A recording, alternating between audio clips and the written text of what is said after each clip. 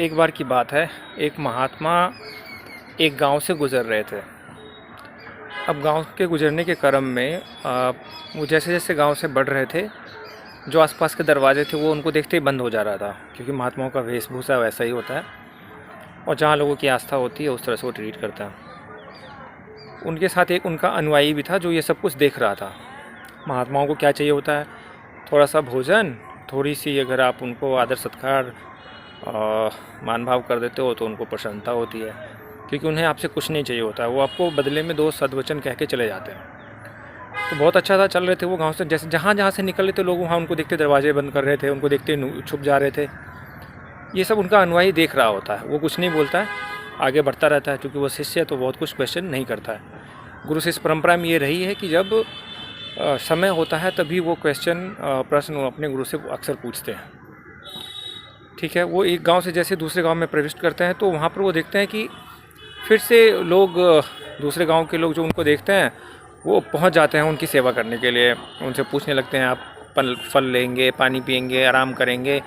बच्चे भी उनके आसपास आके खेलने कूदने लगते हैं। यह भी ठीक था।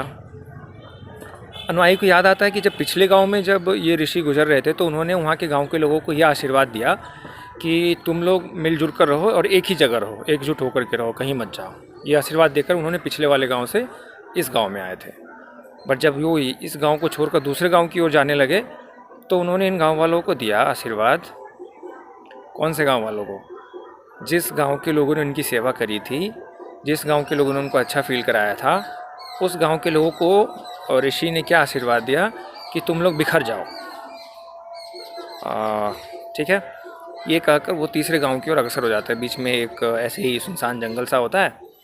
वहाँ पर जब वो पहुँचते हैं तो उनका अनुयायी उनसे विनम्रतापूर्वक पूछता है कि ऋषि जी, महात्मा, ऐसा है कि पहले गांव वालों को आपने ऐसा बोला, दूसरे गांव में आपने ऐसा बोला, तो अब जो पहले गांव के लोग तो उनको आपने बोला उतने बुरे थे, फिर भी आप लोग उनको आपने बोला कि आप एकजुट हो जाओ। दूसरे गांव के जो लोग थे उसको आपने कहा कि आप लोग बिखर जाओ, ऐसा क्यों? ऋषि बड़े आदरपूर्वक कहते हैं कि पहले गांव के लोग जो दुराचारी थे, दुराचारी इसलिए नहीं कि उन्होंने मेरी सेवा नहीं की, वो मैं ऋषि हूँ तब ऐसा है, वो किसी भी लोगों को देखकर, असहाय लोगों को देखकर ऐसा मुंह फेर लेते होंगे।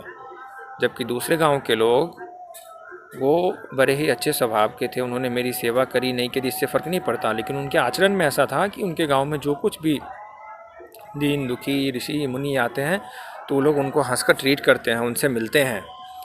तो इससे यही सीख मिलती है हमें कि जो लोग अच्छे होते हैं उनको बिखर के रहना चाहिए। वो जब समाज में इधर उधर जाएंगे तो अच्छे लोगों से मिलेंगे, अच्छे लोगों की शिक्षा देंगे, वो एक दूसरे को प्रेरित करेंगे कि अच्छे व्यवहार लाइए जीवन में अच्छा आचरण लाइए। धन्यवाद।